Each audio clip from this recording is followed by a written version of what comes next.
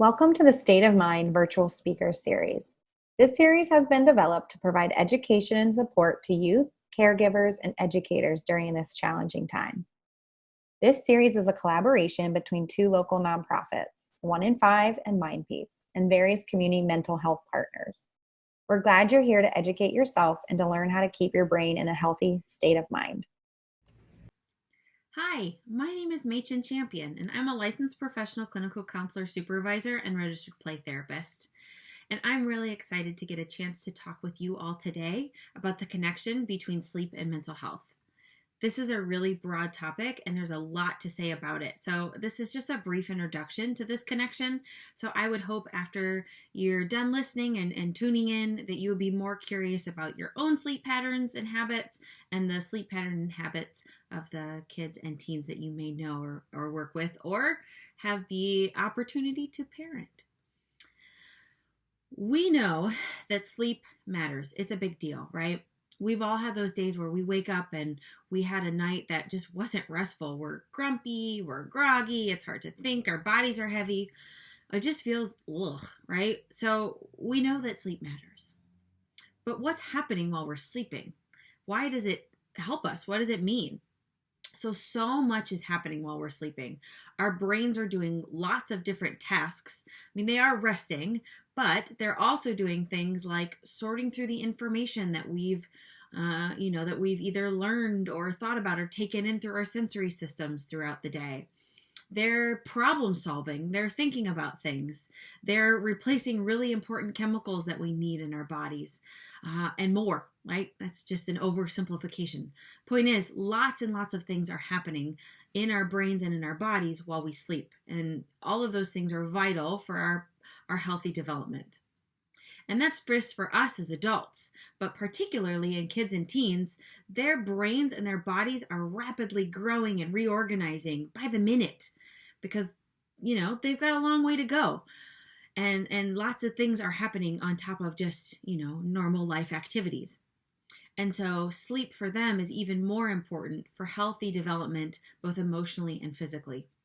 And so, again, we're just going to talk a little bit about sleep and mental health, but sleep really impacts all other aspects of our lives between diet and school functioning, our immune systems, all of this, and they're all intertwined and they can all impact each other and they have a part to play in mental health. One way that sleep directly impacts our mental health is our mood and emotional regulation. So emotional regulation is our ability, our capacity to move through the stresses of everyday life, right? So we can think about this as, using the term our window of tolerance. It's how much our systems, ourselves, can handle without becoming flooded, right? Or overwhelmed. And normally we all, our windows are all shaped by our experiences. So some of us might have bigger windows than others. Some of us might have smaller windows. That's normal. Some of us have really small windows for certain situations. Like for me, smells, my window is very small. But other things, our windows might be bigger, right? That's just normal of all of us as humans. But when we think about kids and teens, their normal windows are pretty small anyways because they are in the midst of so much growth and development and they don't have all of the upstairs brain skills online yet to help them move through the big feelings as smoothly as we can, or hopefully most of us can, as an adult, right? Again, all shaped by our experiences. So if your window is smaller in certain things, normalize that. It's okay, right? Cool thing is we can all grow our windows. That's neat. And so one way to take care of our windows, to make sure our windows are as wide as we can, is our sleep.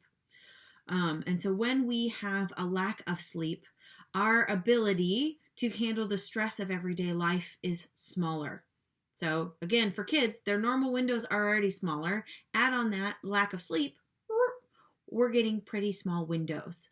And so what that looks like is small tasks are more likely to cause a big reaction when normally a kid or teen could say, okay, I'll go do that. Or yes, I can. They're going to be more likely to be irritable, to act out, to have big feelings, more so than usual because it's overwhelming to their system because their windows are smaller than normal. Also going into this are the productions of neurotransmitters and the stress hormones that we all have. And when we're not sleeping, that doesn't get a chance to reset and reproduce, more of them as we need to help function. So things like serotonin and dopamine, those are all affected by the lack of sleep. Mental health and sleep have a bi-directional relationship.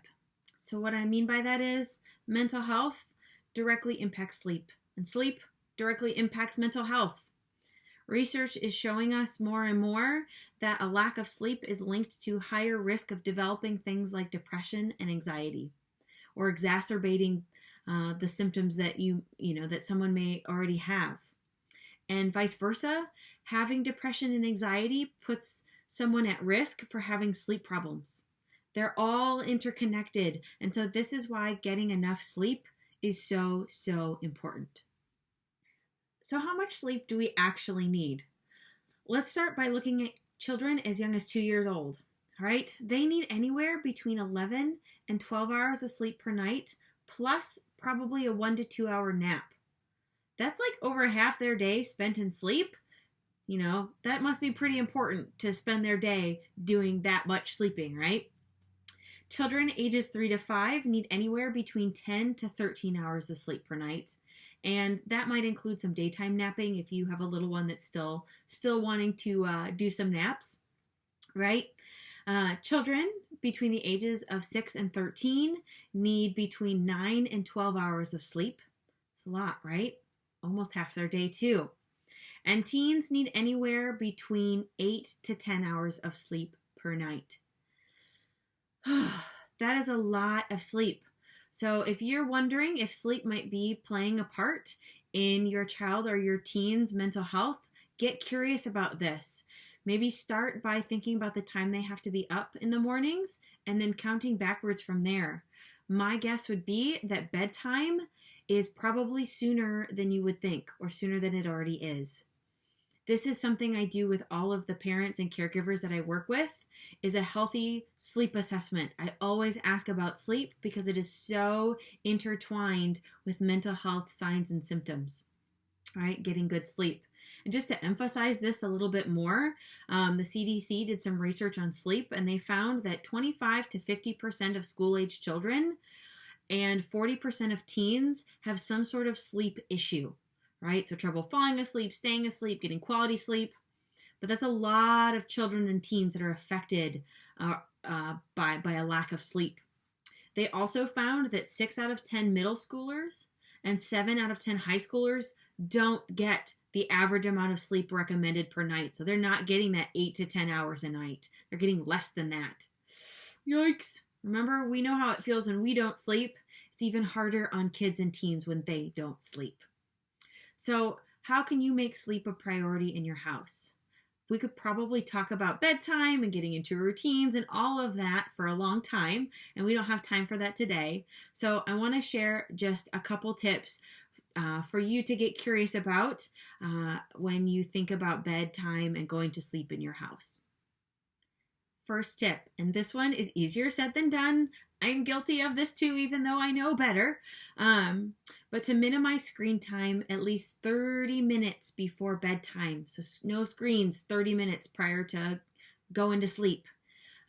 Truly, there's a lot of stimulation that is happening when we watch TV or play on a tablet or our phone, and that makes it really hard for our brains to truly unwind and shut down to do the things it needs to do while we're sleeping. The interference from the screens as well also interrupt our body's natural production of melatonin, which is a chemical we need to help soothe ourselves to fall asleep. The next tip is to get curious about the sensory experience of the bedroom. So looking at things like light. Is it dark enough in there? Because light can keep us awake.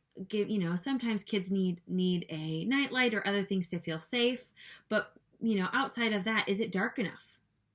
The next would be, temperature. It's really nice for optimal sleep to have it a little bit cooler, right? Because we can always take off layers if we get a little bit too warm. Another thing to think about would be sound. Having a sound machine is a great way to protect sleep, especially from outside noises in the house. Your child may be first to go to bed and you're up doing your other things. And so a sound machine with things like white noise is a really great way to help encourage sleep. This is different than music, right? And each child is going to be different in what they need. So just get curious about those kind of aspects, the sensory aspect of bedtime. And the last tip I want to share is to think about how regulated the nervous system is at bedtime. So for bedtime routines, it's really hard sometimes to settle, right? We still feel like we've got, or you might notice in your child, some energy that's still there. And so consider incorporating some regulating activities into the bedtime routine. So this might be things like yoga or stretching, deep breathing, sitting upside down, jumping. Any of these sensory rich activities are really, really regulating to the body. And this helps produce serotonin, which is a precursor for melatonin. Again, that really important chemical to help us get to sleep. There's a lot to be said about sleep and mental health. So if you're leaving here feeling curious and you want to know more, or you're concerned about the sleep habits in your home, I would encourage you to reach out to your primary care provider. They're going to be a great resource and they'll be able to help you problem solve and provide some insight into your unique situations. Thank you for providing this State of Mind speaker series. I would encourage you all, if you haven't already, to check out their website. They have a ton of great resources, other videos for you, your child, your teen, and lots of other local resources, especially related to mental health. Thank you all. A special thank you to our State of Mind speakers and to you for joining us. More videos and educational resources can be found at 1in5's website. If you feel like you or your child is in need of professional support, therapists are available. Please refer to Mindpeace's school-based or community resource page. For a mental health crisis or emergencies, patients and families are encouraged to contact their current mental health provider first. This allows the mental health provider who knows your child best to provide support and direction.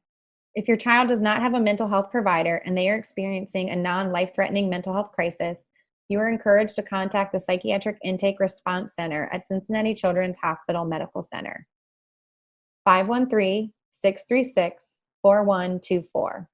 Call 911 or go to the emergency department if you are experiencing a medical emergency, a life-threatening mental health crisis, or are directed to go there by a medical provider.